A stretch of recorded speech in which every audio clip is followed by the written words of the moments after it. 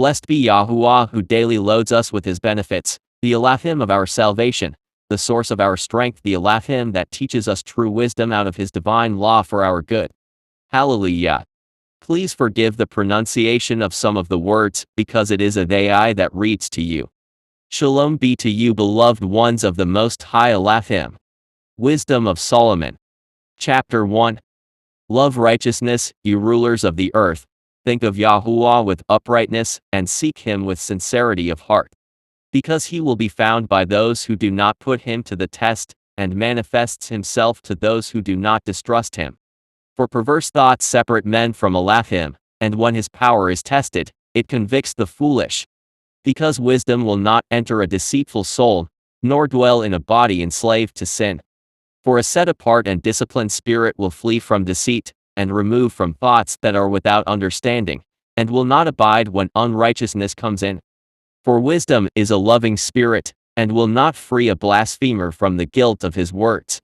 Because Elohim is witness of his inmost feelings, and a true observer of his heart, and a hearer of his tongue. Because the Spirit of Yahuwah has filled the world, and that which holds all things together knows what is said.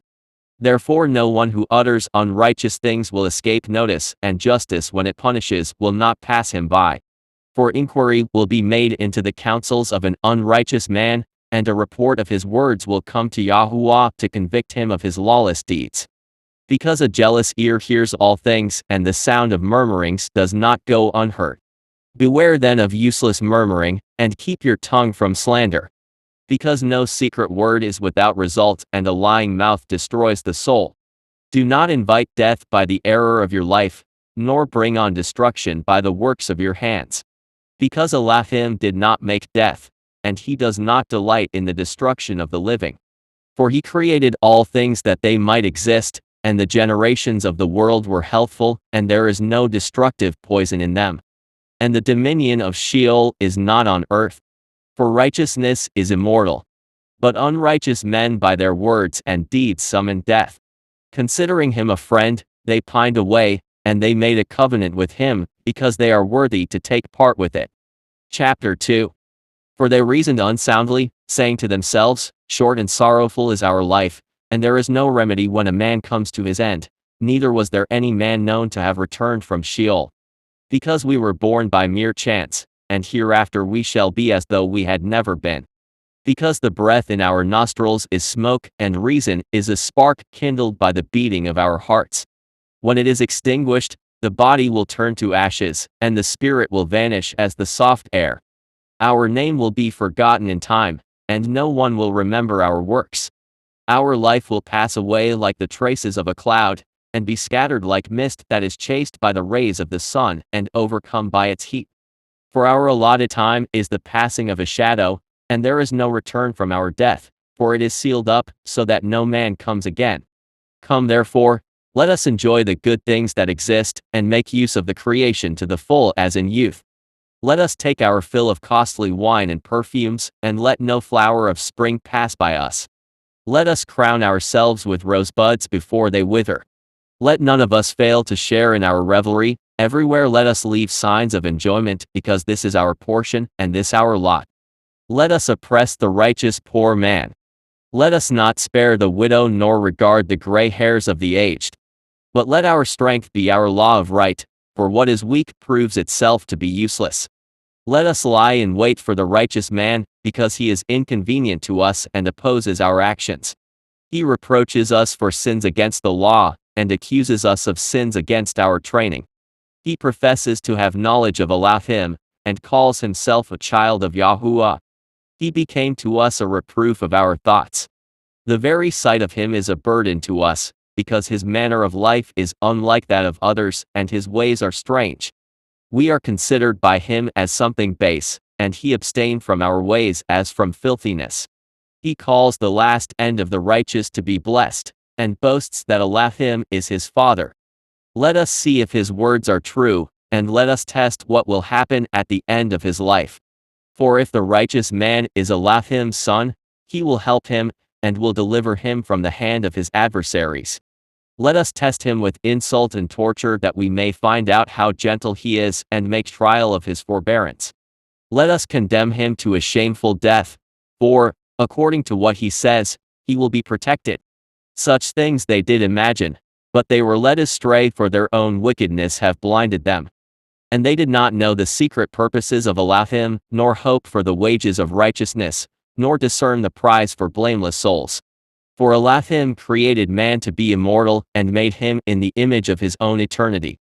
But through the devil's envy death entered the world, and those who hold of his side experience it. Chapter 3. But the souls of the righteous are in the hand of Elohim, and no torment will ever touch them. In the eyes of the foolish they seemed to have died, and their departure was thought to be an affliction.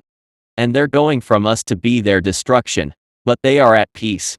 For though in the sight of men they were punished, their hope is full of immortality. Having been disciplined a little, they shall be greatly rewarded, because Elohim tested them, and found them worthy of himself. Like gold in the furnace he tried them, and like a sacrificial burnt offering he accepted them. In the time of their visitation they will shine forth, and will run like sparks through the stubble. They will govern nations and rule over peoples, and Yahuwah will reign over them forever. They that put their trust in him will understand the truth, and the faithful will abide with him in love, because favor and mercy are upon his elect, and he watches over his saints. But the unrighteous will be punished as their reasoning deserves, who disregarded the righteous man and rebelled against Yahuwah. For whoever despises wisdom and instruction is miserable. Their hope is vain, their labors are unprofitable, and their works are unfruitful. Their wives are foolish, and their children evil. Their offspring are accursed. For blessed is the barren woman who is undefiled, who has not entered into a sinful union.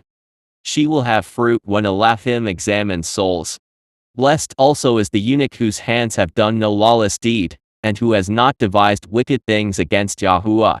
For special favor will be shown him for his faithfulness, and a place of great delight in the temple of Yahuwah. For the fruit of good labors is renowned, and the root of understanding does not fail. But children of adulterers will not come to maturity, and the offspring of an unlawful union will perish. Even if they live long they will be held of no account, and finally their old age will be without honor. If they die young, they will have no hope and no consolation in the day of decision. For the end of an unrighteous generation is grievous. Chapter 4. It is better to have no children, and to have virtue, for in the memory of virtue is immortality, because it is known both by Elohim and by men. When it is present men imitate it, and they long for it when it has gone. And throughout all time it marches crowned in triumph, victor in the contest for prizes that are undefiled. But the multiplying brood of the unrighteous will be of no use, and none of their illegitimate seedlings will strike a deep root, or take a firm hold. For even if they flourish in branches for a while standing insecurely, they will be shaken by the wind, and by the violence of the winds they will be uprooted. The imperfect branches will be broken off before they come to maturity, and their fruit will be useless, not ripe enough to eat, and good for nothing. For children born of unlawful unions are witnesses of evil against their parents, when Elohim examines them. But the righteous man, though he die early, will be at rest. For old age is not honored for length of time, nor measured by number of years. But wisdom is gray hair for men, and a blameless life is ripe old age. There was one who pleased Elohim, and was loved by him, and while living among sinners he was taken up. He was caught up lest evil change his understanding, or guile deceive his soul. For the bewitching of wickedness obscures what is good, and roving desire perverts the innocent mind. Being perfected in a short time he fulfilled long years. For his soul was pleasing to Yahuwah, therefore he took him quickly from the midst of wickedness. Yet the people saw and did not understand, nor take such a thing to heart, that Elohim's favor and mercy are with his elect, and he watches over his set-apart ones. The righteous man who had died will condemn the unrighteous who are living, and youth that is quickly perfected will condemn the prolonged old age of the unrighteous man. For they will see the end of the wise man, and will not understand what Yahuwah purposed for him, and for what he kept him safe. They will see, and will have contempt for him, but Yahuwah will laugh them to scorn. After this they will become dishonored corpses, and an outrage among the dead forever. Because he will dash them speechless to the ground, and shake them from the foundations.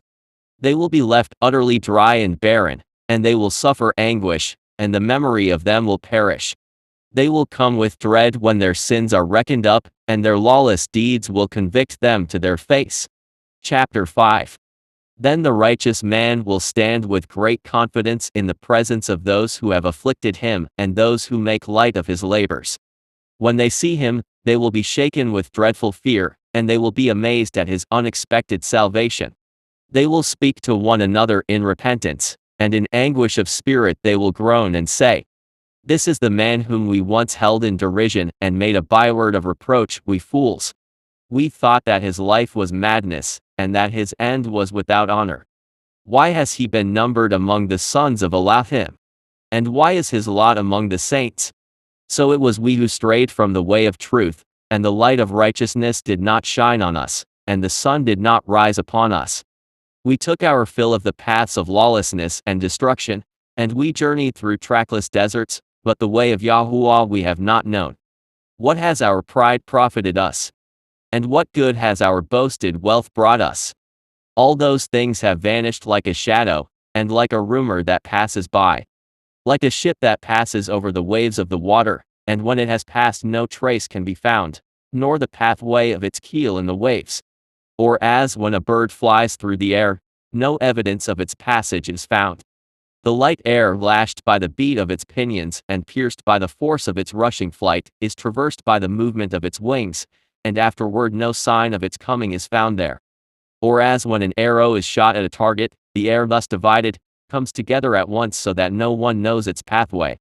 So we also, as soon as we were born, ceased to be, and we had no sign of virtue to show, but were consumed in our wickedness. Because the hope of the unrighteous man is like chaff carried by the wind, and like a light hoarfrost driven away by a storm. It is dispersed like smoke before the wind, and it passes like the remembrance of a guest who stays but a day. But the righteous live forever, and their reward is with Yahuwah. The Most High takes care of them. Therefore they will receive an esteemed kingdom and a beautiful diadem from the hand of Yahuwah, because with his right hand he will cover them, and with his arm he will shield them. Yahuwah will take his zeal as his whole armor, and will arm all creation to repel his enemies. He will put on righteousness as a breastplate, and wear true judgment as a helmet. He will take set-apartness as an invincible shield, and sharpen stern wrath for a sword, and creation will join with him to fight against the unwise. Shafts of lightning will fly with true aim, and will leap to the target as from a well-drawn bow of clouds. And hailstones full of wrath will be hurled as from a catapult. The water of the sea will rage against them, and rivers will relentlessly overwhelm them. A mighty wind will rise against them, and like a tempest it will blow them away. Lawlessness will lay waste the whole earth, and evil-doing will overturn the thrones of rulers. Chapter 6. Listen therefore, O kings, and understand. Learn, O judges of the ends of the earth. Give ear, you that rule over multitudes and boast of many nations. For your dominion was given you from Yahuwah, and your sovereignty from the Most High, who will search out your works and inquire into your plans. Because as servants of his kingdom you did not rule rightly, nor keep the law, nor walk according to the counsel of Elohim. He will come upon you terribly and swiftly, because severe judgment falls on those in high places. For the lowliest man may be pardoned in mercy, but mighty men will be mightily tested. For Yahuwah, which is sovereign over all, will not stand in awe of anyone, nor show deference to greatness. Because he himself made both small and great, and he takes thought for all alike. But a strict inquiry is in store for the mighty. Unto you therefore, O kings, my words are directed that you may learn wisdom and not transgress. These are set-apart matters, and if you treat them in a set-apart manner, you yourself will be considered set apart. If you have learned this lesson, you will be able to defend yourselves at the judgment. Therefore set your desire on my words, long for them, and you will be instructed. Wisdom is radiant and unfading, and she is easily discerned by those who love her and is found by those who seek her. She hastens to make herself known to those who desire her. He who rises early to seek her will have no difficulty, for he will find her sitting at his gates. To fix your attention on wisdom is perfect understanding, and he who is vigilant on her account will soon be free from care. Because she goes about seeking those worthy of her, and she favorably appears to them in their paths and meets them in every thought. The beginning of wisdom is the most sincere desire for instruction, and concern for instruction is love of her. And love of her is the keeping of her laws, and giving heed to her laws is assurance of immortality. And immortality brings one near to Elohim. Therefore the desire for wisdom leads to a kingdom. Therefore if you delight in thrones and scepters, O kings over the people, honor wisdom that you may reign forever. I will tell you what wisdom is and how she came to be, and I will hide no secrets from you, but I will trace her course from the beginning of creation, and make knowledge of her clear, and I will not pass by the truth. Neither will I travel in the company of sickly envy, for envy does not associate with wisdom. A multitude of wise men is the salvation of the world, and a sensible king is the stability of his people. Therefore be instructed by my words, and you will profit.